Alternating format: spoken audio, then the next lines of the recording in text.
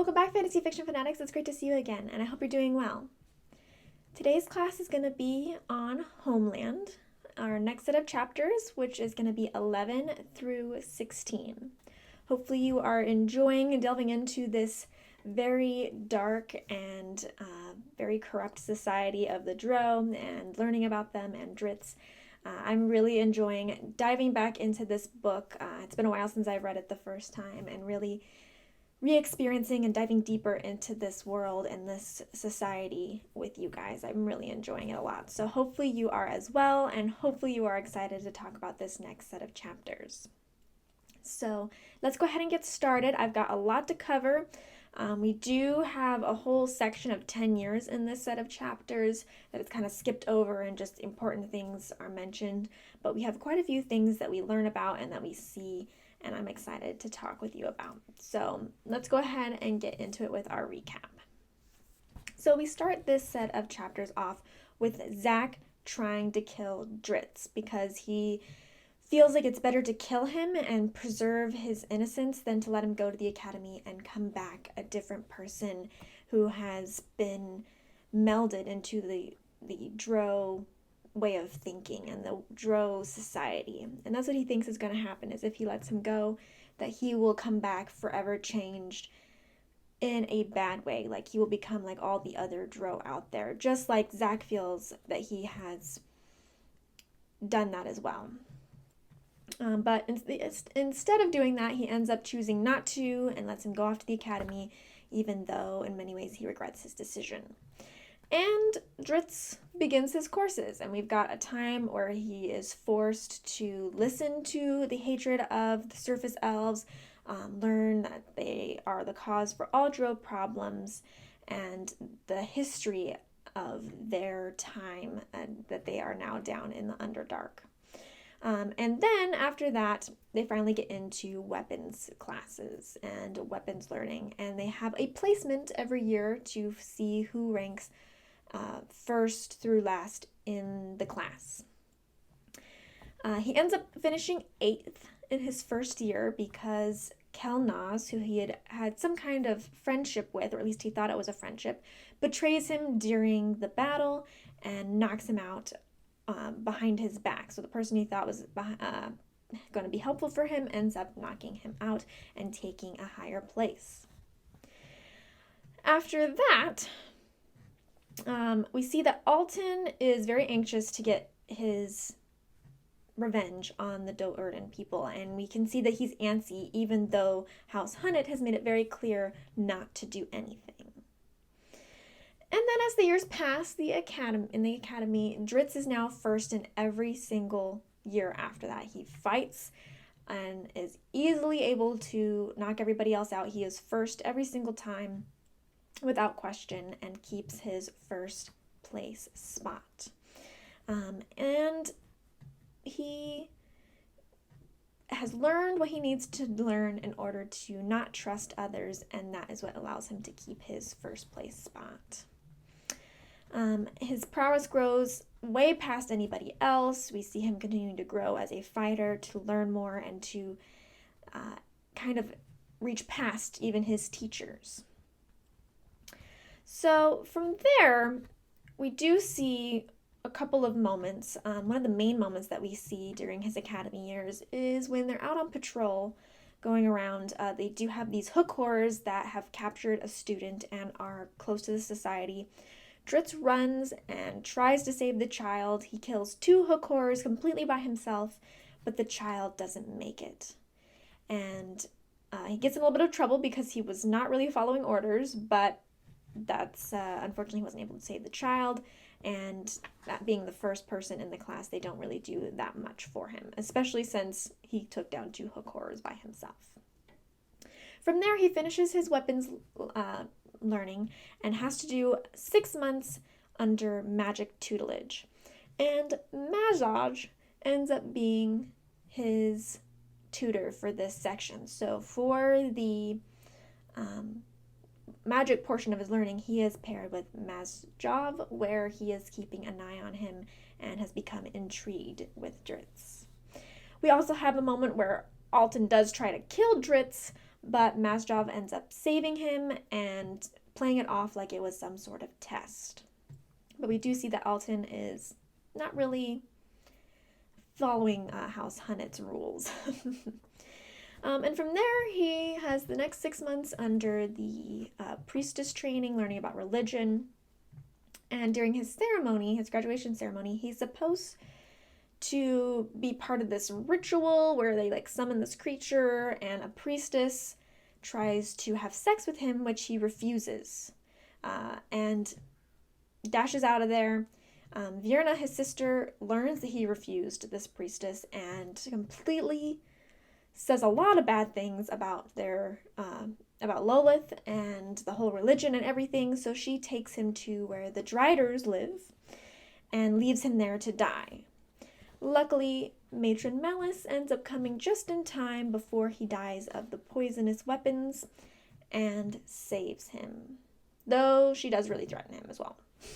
So that is the gist of what happens in this set of chapters. My recap, I'm sorry, was a little bit not great, I feel like, but it was kind of hard to capture the time skips as well as the important things in the fact that we've got, a large area of time that's being covered and then these little snippets of important things that we learn in between. So sorry if it was a little rough there, but that is basically the gist of what happens in this set of chapters. So we're definitely getting deeper and deeper into this society and learning more about this society, and I think that we really have a lot being set up, especially the world building here. So we've had a lot of world building at the very beginning, and now I feel like we've got some more world building in these sections because we're really learning about the society. We're learning about what Drizzt is going through at the academy, which is a basic thing that happens, is going to academy for all the Drow. So let's go ahead and start with world building as our first discussion point today. It's always important to pay attention to the world building and the fact that this is a place that we don't know. And the more that we learn about it, the more that we understand what can happen and what kind of creatures there are, we become more immersed in it, we get more immersed in the story, and we can then feel that it is more realistic because we understand its limitations, we understand how it's different from our world, we can see the similarities, we can really delve deep into like, okay, this is how this world and this people are able to live and how they go about their lives. So the first thing we kind of touch on a little bit is we do learn about gray dwarves. We don't really know much about them other than that they mostly make the Drow weapons. Like most weapons are made by the gray dwarves. We haven't yet met any gray dwarves. We don't totally know, what part of the society they fit in with. Obviously, though, that they are close to the Drow and make their weapons for them. And then we know about some deep gnomes, which apparently are the Drow's arch enemy. I don't know how a Drow society who basically is an enemy to itself has time to have a dark nemesis that they despise, especially since they also despise the surface dwellers. So you think that they already have their arch nemesis, which would be the surface people, but apparently the deep gnomes are their arch enemy.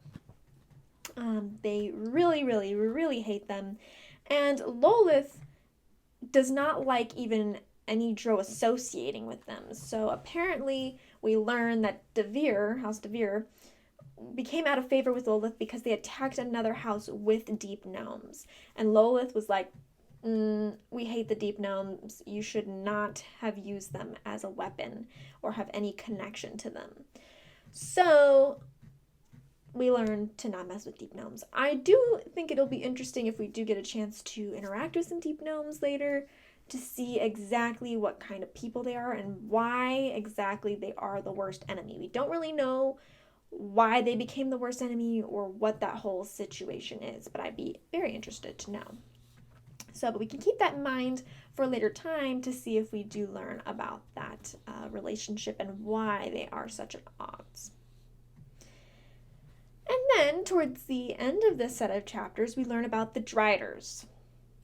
So the Driders are Drow that have been corrupted and changed into these grotesque half spider creatures. They don't have really any kind of mental capacity to like think anymore.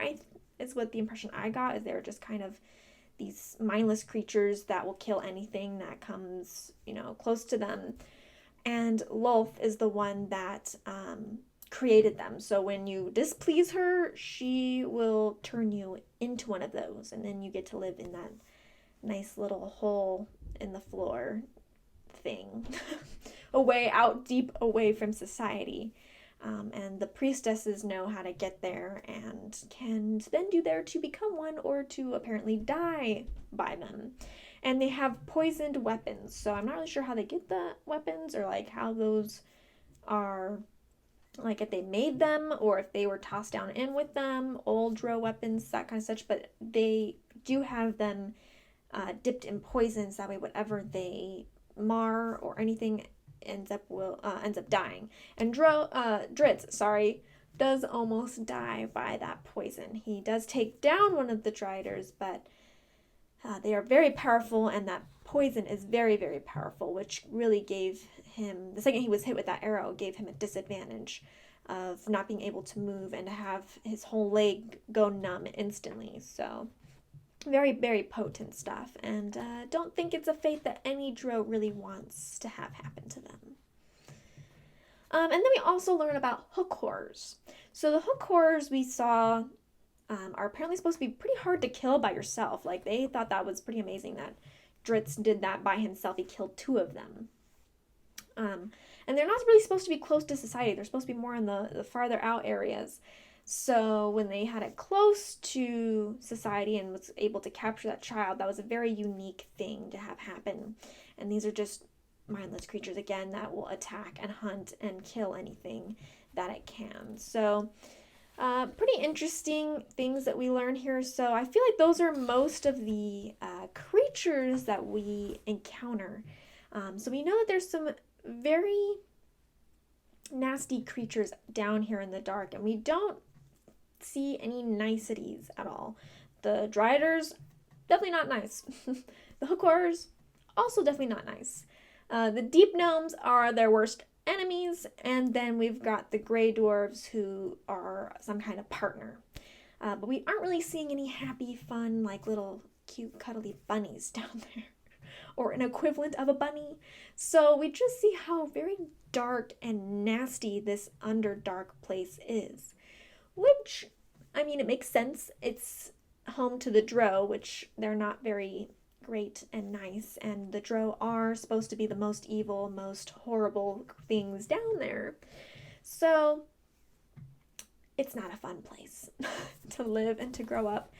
But it does apparently work for the Drow, because they're all very much part of that scene, as you can see, except for Drizzt. Drizzt does not like this way of living, and he does not accept that that is the way that they should be living. So we can talk a little bit more about that in our next topic. First, let's just go ahead and talk about what we learn about the Drow themselves as a culture, as a society. Because we actually learn a lot by Drizzt's time in the academy, just like he learns a lot with dealing with his fellow Drow.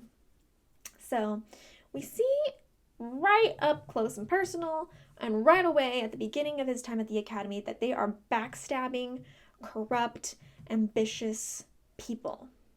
We already knew that. That was not totally new. But we see it as a younger aged level. We see it that Drizzt's age is they're already primed and ready to be ambitious. They're primed and ready to backstab each other. They're primed and ready to have friendships that really don't mean anything. Like, they're friends until it's not convenient. And then when it is convenient again, they're happy to be friends again. So even at Drizzt's age, which is very young, I mean, he entered the academy, I believe it was 16, and he's there for 10 years. But even as that 16, we have Kelnaz, who's stabbing in the back and trying to get up the ranks. We see, 10 years down the line, that the Dro are all about ambition and all about getting ahead and gaining more power and status, even at a young age. We see that the teachers at the academy expect their students to be this way. If they're not, there's a problem. Of course, with Drizzt, they recognize that he's not really very ambitious, but he's also the top of his class, and it's kind of hard to touch somebody who literally can beat any of the students up and are surpassing even the teachers in many ways. So, they think it's pretty interesting that he has no ambition and he's not ruthless and they're not anything that they expect the students to be, and yet he rises right to the top and they can't find any fault with him since he's already at the top. We do see also their what's the term I'm looking for? Their callousness, their carelessness, they don't care about each other at all, and the fact that they risked a child and let it be a good possibility that a child would die at the hand of hook horrors just for a training exercise. So they lured the hook horrors close. They prompted the child to be kidnapped in order to have a drill for the students to go ahead and take them on and to have something to practice with for patrolling. And the child did die. And though that is sad, they really didn't care that much. It's really not a big deal. They put that child in harm's way just to have a bit of practice for Drizzt and his fellow students. So we see that even the teachers and the head people of this society, of this academy, they don't really have a sanctity of life either. It's, children are just as fair game as adults. So, of course, I do think that they genuinely were trying to save the child. I don't think that was like, let's just let the child die and the patrol will make that decision. Like, that's fine. We can just leave them. I just think they don't really care if the child survived the drill or not. And obviously they didn't care enough to not risk the child dying. Then we see their graduation. So, towards the end of this set of chapters, we see the graduation ceremony, and it's weird. I don't know about you guys, but I even had a hard time following, what exactly was happening with the summoning and that creature, and I'm like, what are they actually, what's the goal of this little ceremony thing? And then you're supposed to have sex with the priestess. All the warriors are supposed to do that. Interesting graduation ceremony. It's supposed to be a nice big public orgy in many ways. And everyone's just going at it while there's a giant monster on the stage that they summoned. So it's a very dark, very weird graduation ceremony. I'm not really sure if I totally understand what the significance of that ceremony was supposed to be, other than the sex part. I think that was a lot of the part, is to have that kind of, what's the term I'm looking for? That rite of passage where, okay, you've had sex with a priestess and that's now you can go off and be a warrior. And that's they fulfilled their part of society of possibly making more priestesses. I'm not totally sure. I'd love to know your opinion, because I really feel like that's one part of this set of chapters and this part of the book that we've read so far, at least, where I was just I'm not totally sure why. I'm not really sure if I have a reasoning as to why this happened. I don't totally know how to relate to how that affects or what that dictates their society is, other than the whole priestess part. You're not supposed to refuse them, and that the women and the religion is kind of their life. But I'm not 100% sure I have a very good explanation of that scene. So I would really, really love it if you would tell me your thoughts and opinions on what that ceremony is supposed to represent and to showcase about this society, other than just weird and dark. Okay, so kind of jumping around a little bit from the graduation, we're going to jump back to the beginning, where we also see the fact that the Drow blame the surface dwellers for their dark, horrid lives. They know that they're corrupt and dark and horrid and that they have a lot of issues. At least it seems that way because they blame another society on that. But the thing that's also very interesting is they also don't really want or care about having the surface. They're just fine with their life right now. They don't want it to be changed. They don't want to be better. They don't want to go to the surface. They're perfectly content with their lives and how horrible it is. But they don't want to not blame the surface people for their problems. So it's a very interesting thought process, is that they just want to hate somebody and be able to blame their problems on them, but they don't actually want to fix themselves or have anything different. Drizzt is the only one that wants things to change and wants to not just hate for hate's sake. And that's why this society is just going along the way it is. And continues to have their own cycle of hatred and blame, and yet staying in the same spot.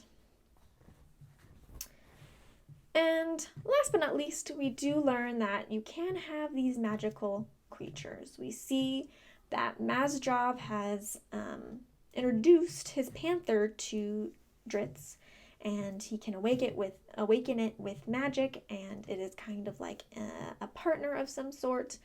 So I think that is also super interesting. Plus, if we, think back about what our cover looks like, we do see Drizzt with a panther of some sort. So obviously that will become important at some point, the statue with this panther.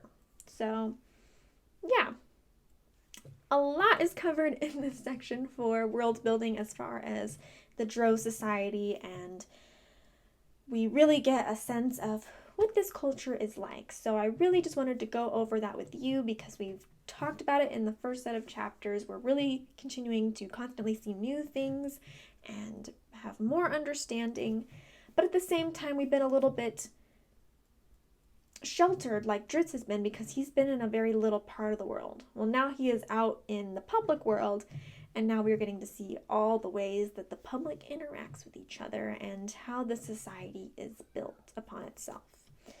So let me know what you think about this world building. Let me know what you think about the Drow. Let me know what you think about the creatures and other things. I'd really love to know your thoughts and feelings about this world that we are reading about with Drizzt in the middle of it. All right, now let's go ahead and talk about another main topic that I feel like has been building and building this whole time that we have been reading this book. And that is nature versus nurture. So I think this is a topic that will continue to come up for us in this particular novel, but I think that this is a good time for us to start a conversation because we are really seeing where Drizzt is struggling with his nature versus what is being taught to him. And he is trying to resist the nurturing and stick to his nature. So we've been building this since the beginning because Drizzt's nature has always been different than those around him. Most of the Drow are corrupt by nature. Most of them adapt very easily to what they learn. They have inside their souls and their personality is just to be corrupt. It makes sense to them. It makes sense to backstab, to murder, to sneak around, to gain the ranks, to have ambition. All these things are very much, sure, it's learned, but it comes very easily to them and it makes sense to them when they're taught it. But Drizzt is not that way. Zach has started off with his nature being the same as Drizzt's, understanding that there's something wrong with the society and not wanting to be the same as everybody else. Though he wants to stick to his nature and he understands what his nature is, he does fall to the nurture that he is also given. When he went to the academy, it broke him a little bit inside, and he crumbled to what everybody taught him and expected of him, and had it forced upon him, and he isn't able to stick to that nature that he wanted to hold on to. Drizzt, though, is actively fighting the nurturing that is being forced upon him and that is very heavily leaning against him. He has still learned how to work and adapt with the other drow around him. So he did learn by Kelnaz betraying him. He learned, okay, I can't rely on people in this situation. He has learned to adapt and to work with those around him, and he has learned to understand the society and how people act. But he is not imparting himself upon that. It's not like he's decided, like, okay, I'm going to go backstab people. Instead, he's just like, okay, I'm going to plan for people to backstab me and take precautions. So he is still learning about drow ways, and he is still coming to terms with that, but he is not deciding to join those terms or to feel like they are correct. He is very against Lilith and the religion. He says some very bad and sacrilegious things, especially to a priestess, which is what leads to him almost being killed by the Driders. Luckily, he was not killed, but it was a close call. So he is very much against Lilith. He's very much against the religion. He feels like that is the problems that drow have, is that they are all consumed by this religion and the power it gives them, but not seeing if it's really right to worship and follow the queen of evil. He denies a priestess, despite the fact that that is very bad for him and is very poor for his reputation and for his life. It's again about his principles. He doesn't just see everyone around him doing it. He doesn't just have it forced upon him. He doesn't take into account the consequences of saying no. Instead, he's just like, this is not my principle to do this. I don't know her. I don't have feelings for her.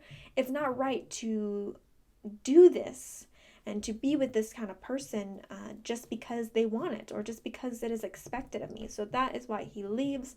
He is standing his ground on his principles, even in big moments like that graduation ceremony.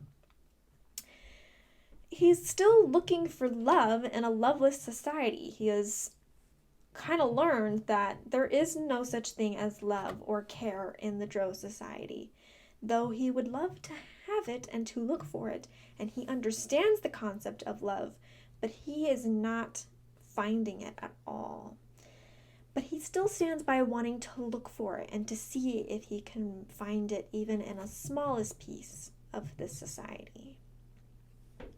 He hasn't bent any of his core beliefs at this point. Sure, I'll admit, he's changing, he's adapting, but he stands by his core beliefs. Anything that he has that's like, this is truly wrong, he does not go for. When he's trying to save that child, it doesn't matter that, he's supposed to be with the patrol. And sure, maybe if he stayed with the patrol, he would have been able to save the child, though that is unknown. But he is instead like, what is right is that this child needs to be saved. And afterward, he is very vocal about the fact that he recognized that it was a setup and that it was completely unreasonable and unacceptable behavior for them to set that up and have that child die for a training exercise. So he's not bending on these core beliefs, and he is not silent about these core beliefs, both about the setup and about his feelings about the religion. Of course, that's also getting him into trouble, but he questions everything. And I think that's one of the main reasons why he does so well with keeping himself to such the nature that he's been able to keep himself, unlike Zach. Zach, we don't know, because we don't know Zach quite the same way that we're learning about Drizzt. But I feel like Drizzt questions everything. He evaluates everything and analyzes everything that he is taught. He is not just taking it in and being like, yep, somebody said that, so it must be right. he doesn't internalize it that way until he looks at it. He inspects what's being said, about what's being done, and then he decides whether he thinks that he truly knows if that's right or not. Or for him, whether he believes that that's truly the right way to do things or not. And what doesn't serve him, he throws out and only keeps what he feels like after strict analysis that he can keep and can rely upon. So he's very critical. Zach, I feel like, based on how he's mentioned to Drizzt, how we've seen him, is that the academy just pressed him down and down and down, and it was so much around him and so overwhelming that he just had to break a bit inside and just go along with things. He cared more about his life and cared more about continuing to live and to be in this society than to break apart and not care whether there's consequences. The consequences to Zach mattered, and that is what made him cave to his otherwise resilient nature. And Drizzt, last but not least, recognizes that he is an outlier, and he doesn't mind being an outlier, and it doesn't bother him. Again, this is another difference between Zach and Drizzt, in my opinion, is that Zach doesn't want to be an outlier. He doesn't want to be outcast. He doesn't want to be killed. So he's trying to skate the line where he pretends to be like everybody else, but really isn't. But while he's pretending to be like everybody else, he's becoming what he's pretending to be in some ways. While Drizzt is very much like, I don't care, nobody's going to tell me that this is right, and nobody's going to make me believe it, and I'm not going to hide the fact that I think that this is wrong. And that is a big help for Drizzt to stay more true to himself and true to that nature, is he's not accepting the nurture, and he's accepting that that might push him out and to cause him to have problems, and he will accept those consequences. So, all right, so this is a big concept, like I said, that's been building and we've been kind of seeing, and I just felt like this section really is showing Drizzt's resilience to the nurture that is trying to be placed upon him, and his nature is trying to stay strong. Will his nature stay so strong in the future, especially with, the fact that he's threatened by Matron Malice to be killed and become, or not killed, to become a Drider, actually, if he continues to speak against Lolth and not to follow directions and know his place. So will that break him down, or will it not? We're going to find out, but at least at this point he's staying strong. His nature is winning the day, even if he is becoming more experienced and more knowledgeable about how he has to interact with other Drow in his society. So, what do you think about this concept of nature versus nurture? And what do you think about Zach and Drizzt in this very corrupt, very dark society? Do you have an opinion that's different than mine? Do you feel like there's more to discuss here at this moment? Do you have a thought on what will happen to Drizzt in the future based on this concept? I would really love to know your opinions and to hear what you have to say.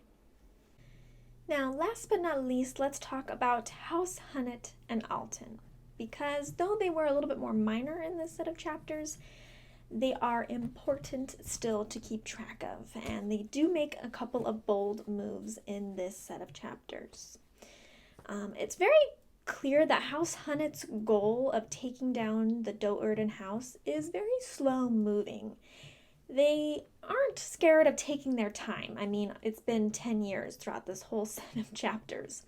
So it's not a quick plan.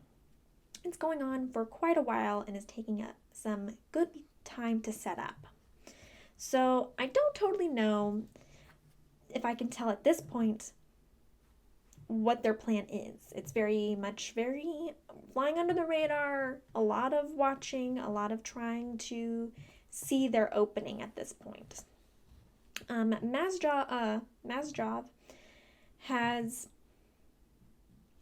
set himself up to be, or House Hun'ett in general, set him up to be Drizzt's teacher for the 6 months that he is needing to take his lessons for magic. So Mazjov is doing his job by watching him throughout the 10 years, and then he is working very closely with Drizzt during those 6 months where he's teaching him magic. And he hasn't done anything at all to Drizzt at this point. He's very much following his mom's plan. He's watching, observing, getting the intel that's needed. So he's very patient. He's a very patient guy. Works with Drizzt very closely. And he's very intrigued and confused by Drizzt because he is excellent at fighting. Absolutely excellent. And very true that he could have been a magic person if that had been the path that he had taken. Mazjov mentions that he is very, very powerful and picks it up very easily and could be a very hard opponent to face in the future. He's very much an all-rounder, as it were. And he's very confused by him because obviously Drizzt is not like other Drow. And it's very obvious to everybody that he is not ambitious, he's not a liar, he's not conniving. He's very much just an honest person who's just genuine wanting to learn. And he actually finds that he enjoys learning the magic. Even though it's not really his thing, he still enjoys the lessons and finds it fascinating. And learns that he can take every lesson to heart and find some kind of value in it. So Mazjov is very much like, why is he so good at everything and yet is so different, and it's confusing and intriguing to him, and he wants to know more about Drizzt and would be very happy to learn how to take him down a notch as well, I believe. Alton is not so patient. We've got Mazjov, and then we've got Alton. And Alton doesn't really care about anything except getting his revenge, which, I mean, just killing one Do'Urden, I'm not really sure how that's really revenge for him, but he is just fine blasting House Hun'ett out of the water if that comes the time to kill Drizzt. So he takes his shot, and he fails miserably, and Mazjov ends up coming in and saving him and tries to brush it off. However, Drizzt finds that interaction very weird and very suspect. He doesn't really jump to the fact that, House Hun'ett's trying to kill him or against Do'Urden. He doesn't jump to the conclusion that maybe he's not who he says he is or nothing important, but he's very much running that scenario over his mind, and maybe Alton's haste and hatred might make it so that way Drizzt knows something in the future. It might give him a hint to understand something in the future. Tough to say at this point. I mean, obviously we don't know, but obviously it tipped Drizzt off a little bit. He understood that it was not a normal interaction, and he can't figure out what exactly the motive was. We do know that rumors are going about that House Do'Urden is having people trying to plot against them. They don't know what house, they don't know anything like that, but House Hun'ett is obviously doing something or spreading some kind of rumor, or there are these whispers in the air of House Do'Urden being in trouble. And obviously we know House Hun'ett is planning against them.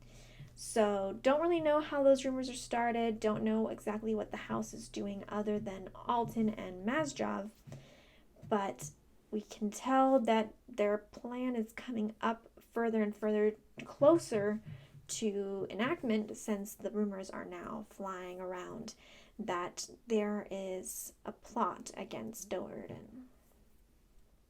So, alright, those are my main 3 topics for this set of chapters. Hopefully you enjoyed them. I would love to hear your thoughts on any of the items that we talked about.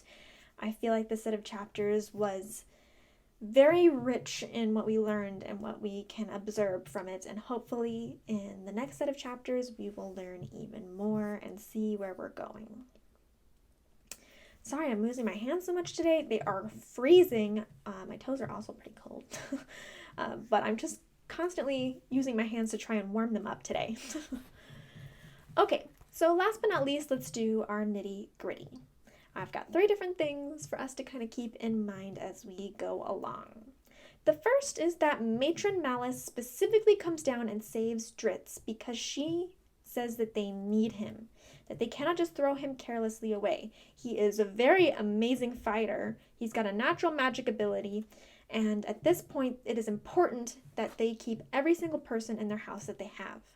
So even though he spoke very, very largely against Lilith, even though he refused a priestess, even though it's clear that he is not like other Drow and is not ambitious and is not going to easily find his place in this world, she is not letting him die. Instead, she still needs him. So that's super interesting because Malice does not seem like somebody who would save her son if she didn't need him at all. So why is he so needed? Does she worry about the rumors of another house going against them? Is that why she is keeping him? Next, I think is very interesting is how gifted Drizzt is at magic. He mentioned, or Mazdav mentioned, that he could have been a magic studier and could have done extremely well and been extremely powerful if he had taken that route. So will that be something important later down the road? We did see that he was a quick study in the fact that Vierna made him levitate much earlier than any other Drow boy would be able to do.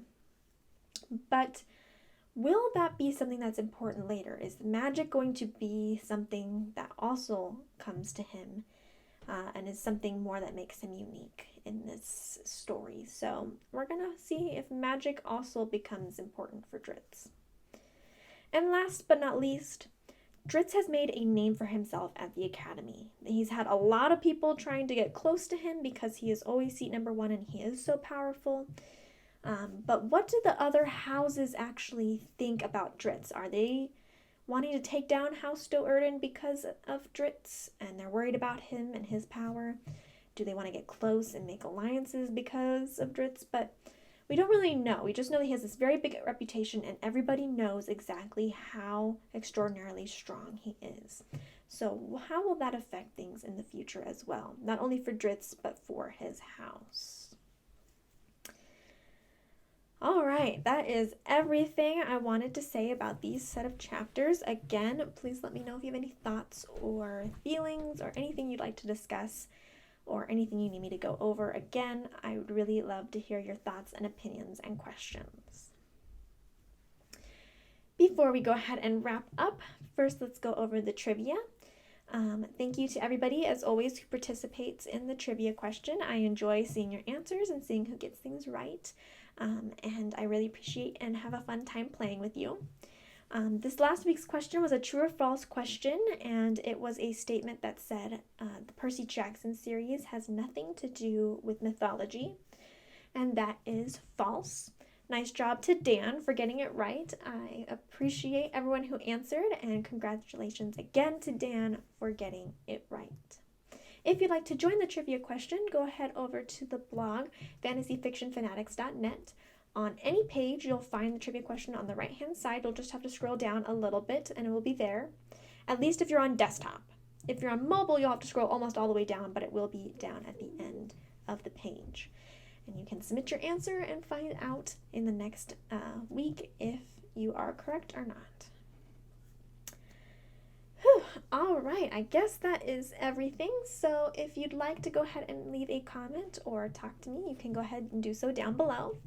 If that is not the best place, I do have 3 social medias that you can get a hold of me at. The first one is Facebook, which is /fantasyfiction1. You can go to Twitter, which is @fantasyfiction1, or now Instagram, which is @fantasyfiction1. All of them, you can direct message me there. You can get a hold of me there. You can see updates, things, different content that I release out there. You can hear from me. If I have anything going on, I will update you. All that kind of stuff. So if you'd like to follow me and see more about what I'm doing and what the channel's doing and blog is doing, go ahead and follow me or message me there. However, a really good place to go is going to be the Fantasy Fiction Fanatics Discord. We have tons of fantasy fanatics over there talking and having a good time and chatting about fantasy and non-fantasy related things. So if you would like to talk to your fellow fanatics, get book recommendations from each other, talk about different things, whatever it may be, go ahead and head over. We've got so much that you can talk about and discuss. We'd love to have you over there. Plus, you can hear from me there. You can get updates from me there on new content. And I will also be able to be direct messaged there as well. So it's a really great place, and your link to join that will be down below. And I guess that is it from me today. I hope you enjoyed this discussion on our next set of chapters from Homeland, and I will see you guys in the next one. Bye.